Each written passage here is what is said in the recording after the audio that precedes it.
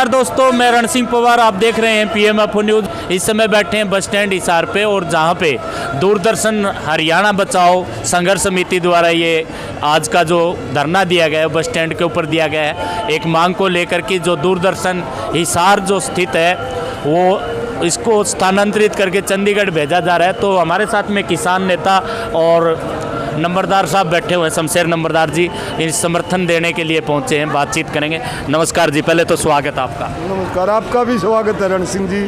तो क्या कहना चाहेंगे इस पूरे मामले को लेकर के जो दूरदर्शन को स्थानांतरित किया जा रहा है?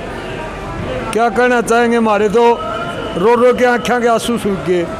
इसे काले कानून लागू किए थे, बिजली अधिनियम 2020 ले आए थे ये लोग। उस दिन के बाद में जनता भी जागरूक हो चुकी है। सरकार रोजाना देश की प्रॉपर्टी को, देश के तमाम सरकारी संसाधनों को लगातार बेच रही है। इसके सिवाय सरकार के पास, सेंटर और सूबे की सरकार के पास कोई काम ही नहीं है।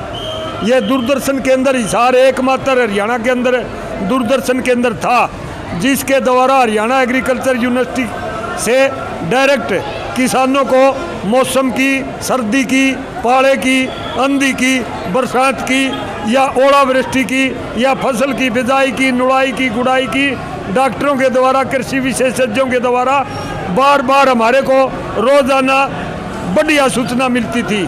इसी प्रकार लुआस से पशुपालन के बारे में, दुधारू पशुओं के बारे में और नवजात बछड़े और बछड़ियों के पालन पोषण के बारे में दूरदर्शन केंद्र से किसानों को रोजाना बहुत बढ़िया सूचना मिलती थी।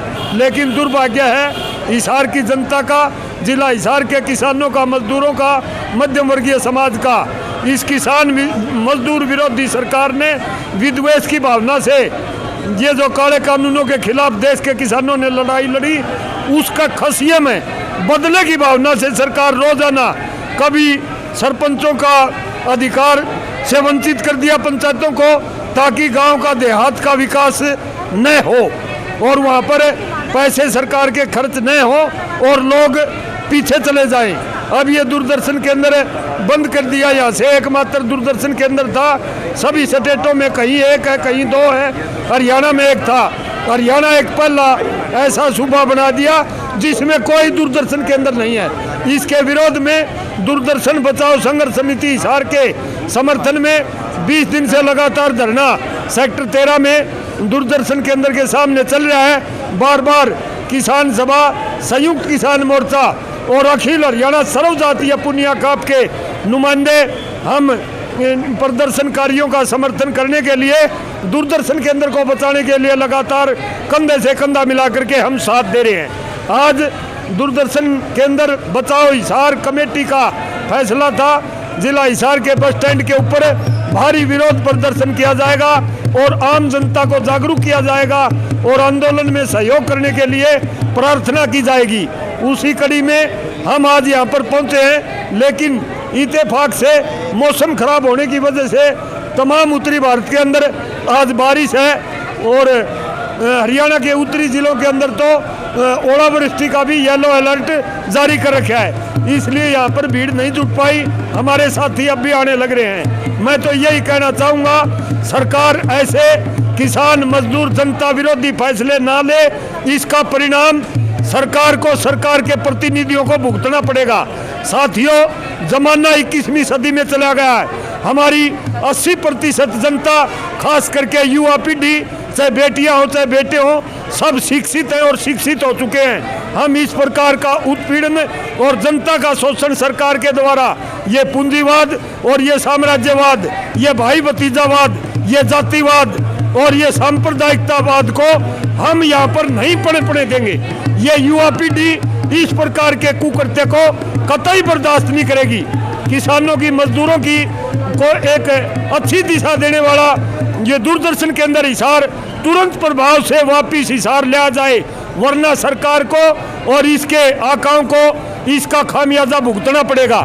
सेक्टर 13 के अंदर लगभग 9 एकड़ जमीन दूरदर्शन केंद्र की है।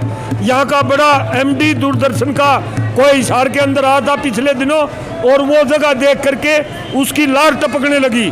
दूरदर्शन केंद्र की जमीन बेचने के लिए यहाँ से इसको स्थानांतरित किया गया है, जिसका किसान और पशुपालक भाइयों को बहुत भारी नुकसान होगा। स्टूडेंट्स को बहुत भारी नुकसान होगा। एग्रीकल्चर के ऊपर शोध करने वाले विद्यार्थी हैं और कृषि विशेषज्ञ हैं, उनको बहुत बड़ा नुकसान होगा। इसलिए मैं इस चैनल के माध्यम से आम जनता को, किसानों का, मजदूरों का, युवाओं का और तमाम जनता का आह्वान करता हूं, दूरदर्शन के अंदर हिसार को बचाने के लिए आंदोलन में तन मन धन से सहयोग दें और किसान मजदूर विरोधी जनता के घुटने टेकने के लिए, और उसके ये चश्मा चढ़ा हुआ है जातिवाद का और सांप्रदायिकतावाद का, और ये कहीं पर जाति के नाम पर, धर्म के नाम पर लोगों को लड़ा करके कुर्सी के ऊपर आसीन है, इनको हम उखाड़ फेंकेंगे कुर्सी से और इसका खामियाजा भुगतना पड़ेगा। मैं बार बार कहता आ रहा हूँ, माफ़ी मांगनी पड़ेगी। ये सरकारी प्रॉपर्टी बेचने का काम मोदी और उसका मंत्रिमंडल अडानी अबानी का सारा देश गहने रख दिया, इसका खामियाजा भुगतना पड़ेगा, माफ़ी मांगनी पड़ेगी, वरना भागना पड़ेगा। रात को भाग करके जाएंगे जिस प्रकार पाकिस्तान के हुक्मरान ने वहाँ की जनता से डर करके विदेशों में शरण लेते हैं। हमारे देश में बहुत जल्दी ऐसा होने वाला है। हम इस प्रकार के गुंडे और देश की प्रॉपर्टी, देश के शत्रुओं को हम कुर्सी के ऊपर आसीन नहीं रहने देंगे, ये हमारा ऐलान है। मेरा नाम शमशेर सिंह नंबरदार, जिला प्रधान किसान सभा व अखिल हरियाणा सर्वजातीय पुनिया खाप प्रधान हरियाणा।